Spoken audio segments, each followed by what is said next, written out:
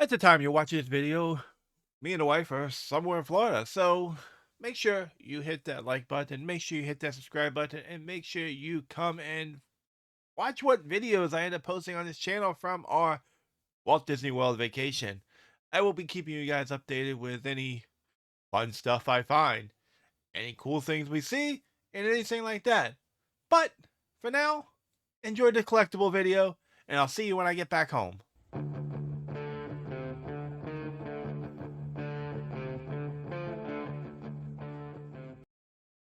We're back today with another collectible, and this one is 100% affiliated with our Disney World vacation. It is probably one of everybody's favorite rides in the entire resort, except for the wait sometimes, because leaving the parks sometimes could be a headache if you want to ride this lovely ride. We love this ride. I love this ride. The wife loves this ride. And if you catch it at the right time, it's literally a walk-on. Not many walk-ons in Disney World. We all know this, but it is one of the newest attractions. It is a pop of the Skyliner. Anyway, why don't you stay tuned? I'll show you this lovely Skyliner pop and talk some more Disney. So, like I said, the Skyliner. It's one of the easiest ways to get from resort to park, resort to resort. If you're on that Skyliner loop, if you're not, well, go to a resort and just take the Skyliner. For example, last time we went, we stayed at Saratoga. We had breakfast at Riviera. And then after we got to eating breakfast at Riviera, there was no easier way to get to Epcot than to take the Skyliner. So we took the Skyliner to Epcot from Riviera. Easy. And because of the time we did, it was literally just a walk on. We weren't trying to rope drop. We weren't trying to do anything crazy. It was, we had breakfast, enjoyed our character breakfast at Topolino's. If you haven't done it, yes, it's kind of costly, but it's a good breakfast. It was last time we did it. I've heard there's been some changes, but if you want to try it again, I'll let you guys know when I get back how that was. But the Skyliner, as long as it's working, it's great. As long as there's nobody in line and you're not trying to rope drop or get back to your resort, there's no wait. You literally can walk on. Yes, you may be sharing a pod with people, but that's what it is. Anyway, let me show you the one Skyliner pop that I know exists, and it is a Funko Pop that I had to buy because me and the wife both loved the Skyliner when we rode it, and this is the Disney Skyliner with Mickey Mouse Funko Pop. This was a Disney Parks exclusive. I think I bought this on the secondary market. I remember what I paid for it though. To be absolutely honest, it's probably worth less now than what I paid for it. Like a lot of Funko Pops. Be absolutely honest with you, a lot of Funko Pops are on the decline. Very few are increasing in value. But this is probably one of the ones on a decline because they made a million of these different things. This one was made in 2019, it looks like. 2019. 2019 pop. All right. Whoa! Almost dropped it because I'm a klutz.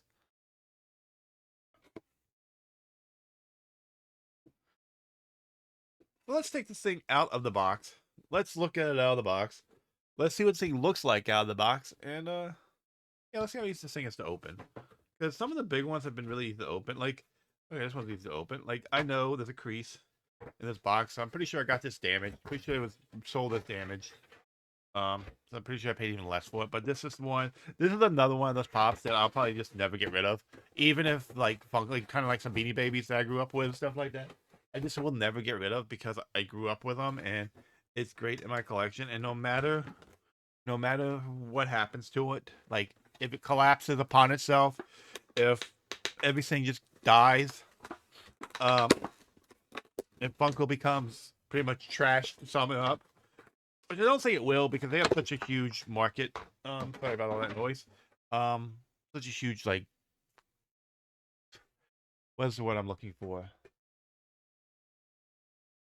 The words that dude brain work. When you licensing deals, they have a lot of huge licensing deals. That's the word I'm looking for. Thank you for helping me get that word out. They have a lot of huge licensing deals, and because they have all those licensing deals, I don't think they're ever going to die. I don't think they're in a good position right now with the collectible people. I think they're leaning more towards toys versus collectibles. You know what I mean? Like So let me before we show you this, let me talk for a second. So I got into Funko late, and there was a collectible market to it. And then as a couple years went by, it became overpopulated and more felt like toys. Like it would go, you could go out to the store and the stores would be packed. Now you go to Hot Topic, Box Lunch, Fye, all their shelving has kind of came down drastically. My Walmarts don't really carry anything at all anymore with Funko. They used to have some up at the register and some back in the video games, and now they have like two 4-foot shelves, and that's it at the Walmart. And that's it. That's all they carry at Walmart. Hot Topic, Box Lunch, Fye went from like almost 12 feet of space to like 6 feet of space. So that's not a good scene for the collectible people. You know, collectors want to see rare stuff. They want to see companies having interest in it. They want to see stuff sell out. If I walk into the store once a week for 2 months and I see the same stuff, it's like walking down the Hot Wheels section or walking down the action figure section. You see the same stuff. It's just toys. Yes, there's still collectors out there that collect them. Example, I still buy stuff to collect, but overall it became a toy. No longer collectible, a toy. It almost reminds me of baseball cards from the 90s. Then when the numbered cards from the late 90s, early 2000s, when they were way overproduced, you know, and so baseball cards in the 90s, there was way too many made. All of them hold no value. 80s and 90s, rough time in collecting baseball cards. Late 90s, early 2000s, numbered cards became common practice. 101s went from a guaranteed sale of $500-$600 to maybe a sale of 40-50 bucks. No, I'm just saying this happened, and how do I know? Because that's the market I used to be in. Um, I used to buy baseball cards. I used to do stuff like that. But so that's kind of where I feel Funko's in right now, is that weird overproduction transitioning period and trying to underproduce. Hopefully the underproduction happens, but we'll see. We'll see. We'll see. But overall, because of the overproduction of everything, it has brought the market down, and the market's never going to be gained to what it once was. So a lot of those grails that you see from the early days of Funko, you'll never see prices like that again. I'm just saying, you'll never see those, people that are trying to buy together, like all saw an old school pop that went for $1,000. If they tried it again, that limited piece is going to maybe bring a few hundred. I'm just saying. I'm just saying. I would love to be wrong, but we've seen it before. We've seen it in other collectibles, and I think that's kind of where Funko's going. But all that being said, and I kind of lost course of my video, but that's fine. We're here to talk about Mickey Mouse. This is the Mickey Mouse. Look at that. Mickey Mouse on the Skyliner. Isn't this a good pop? Like, it resembles Skyliner. Exactly. Like this is kind of what you get. Like, you hop on the Skyliner. I just have the benches in there and everything. You know, if you can see past Mickey, but the benches are in there. Mickey's in there welcoming you. Come ride with me. If I ever saw a van pull up that looked like this, that looked like a Skyliner, I might get in, and you might never see me again. I'm just saying. I'll be like, we're going to Epcot, we're going to Hollywood Studios, we're going to Disney, and then I'm gone forever, and you guys will never have to hear my voice again or see me again. I know some of you probably wouldn't care,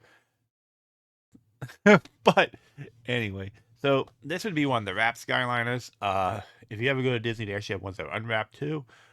People complain about the wrapped ones when they ride them because they say it impacts your view. When you ride a wrapped one, it kind of does because it kind of makes it grainy, but it's whatever. Oh yeah,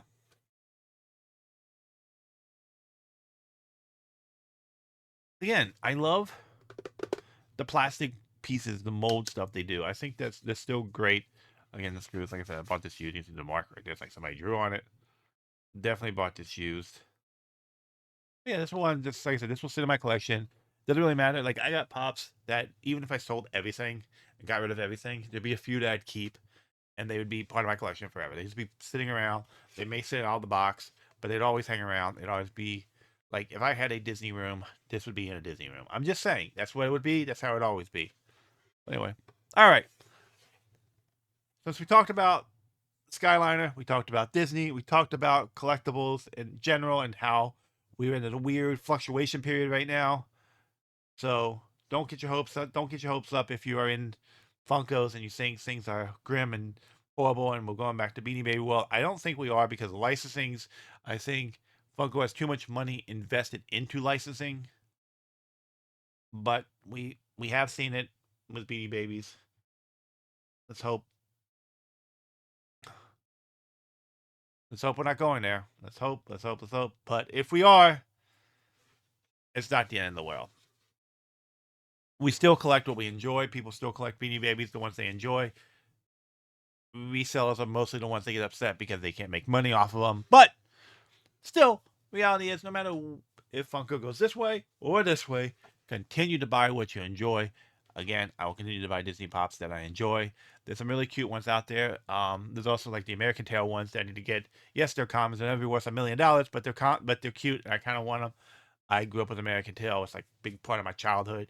Like Fiverr was like my childhood, like 100% my childhood. Like I loved Fiverr as a kid, so I need to get that. I need to get the Oregon Trail ones because again, I grew up playing Oregon Trail. Another big part of my childhood. So things that are like that, no matter what they ever become worth, I'll have, and they'll remind me of you know my love and affection for video games, cartoons, Disney, whatever. But anyway, that's all I got for you guys today. Hope you guys enjoyed this video. Thanks for listening to me ramble. I hope you guys still enjoy collecting. No matter what happens, keep collecting what you love. Don't worry about the price. I see too many people worried about price. Don't worry about the price of what the pop goes up or down. I see a lot of people that go, I'm going to wait for it to go to Marshall's. I'm wait for it to go. We'll save this for another video.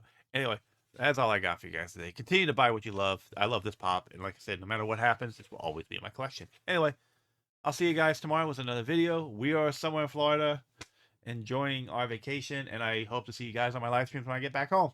Y'all take it easy. Have a good one. Peace.